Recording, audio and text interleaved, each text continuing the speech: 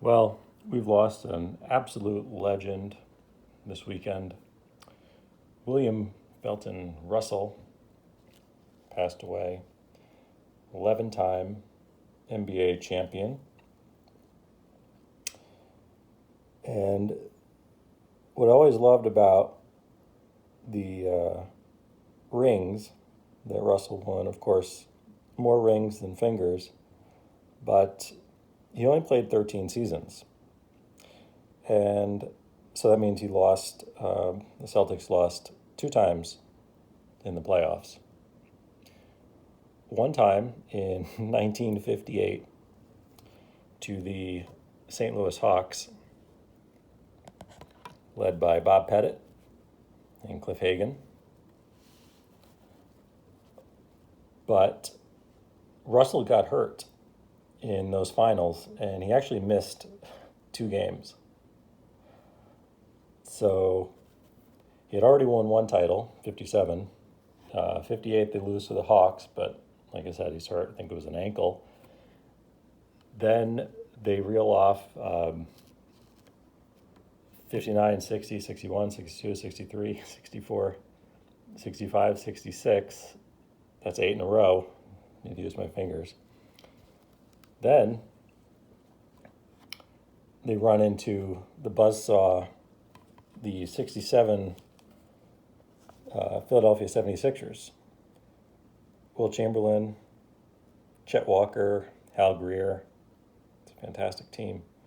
And the best team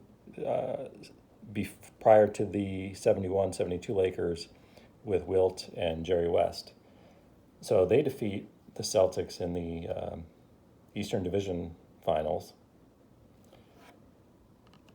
Then Russell plays two more seasons, 68 and 69, and wins the title both years. So he loses twice, and pretty good excuses both times. But this is his inaction, which I was so lucky to win back maybe 4 or 5 years ago at a great price. And Russell reminds me of that old quip about how baseball's an individual sport masquerading as a team sport, but basketball is a team sport where the individual has the most impact. And I think that's especially true with Russell, and in a unique kind of way. Considering his greatest attributes were defense, rebounding, and passing, not to mention leadership, these are actually attributes that are team-oriented by default, as opposed to someone like Jordan, who scoring, dribbling, driving, so his speed, his athleticism, his shooting ability, that was the impact that he made. But Russell made an impact in a team first way, which is just so unique. Quote, he is the trigger man on the Celtics' fast breaks, sweeping the defensive board and passing off to Bob Cousy to start the green shirt's speedy machine in motion.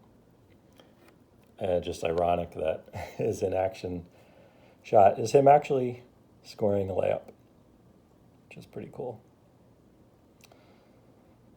But Russell, just such an important figure in sports, and you could argue even American culture.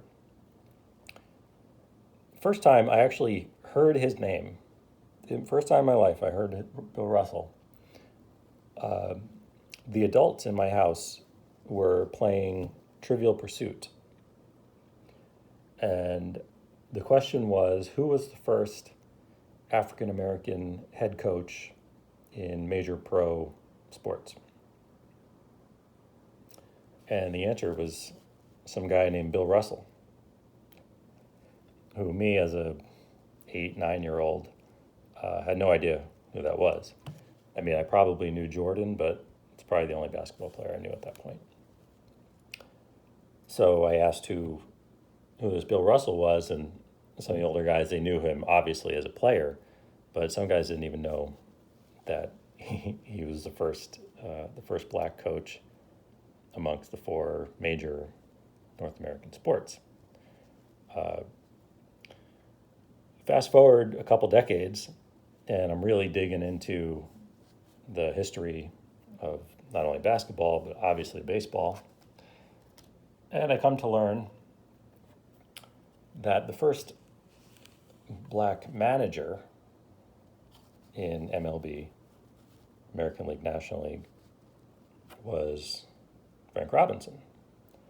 And I think it was 1975, I believe, with the Cleveland, at the time, Indians. First black manager in MLB. I think Buck O'Neil was the first coach, but Robinson the first manager. And just recently, I don't know, pretty recently, I learned that Frank Robinson and Bill Russell were high school teammates. They played basketball on the same team in high school. I think it's McClymonds High School, which is just a powerhouse. But crazy. I don't know if it's coincidence or it's social circumstances or however this worked out, that not only two of the best athletes in their respective sports went to the same high school at the same time in Oakland, but they both became the first black managers / coaches. So they're breaking racial barriers, 15, 20 years later. Just amazing, these two guys. So rest in peace, Mr. Russell. And you will always be connected not only to Frank Robinson, who is a wonderful gentleman to be connected to, but also my friend, Wilton Normand Chamberlain.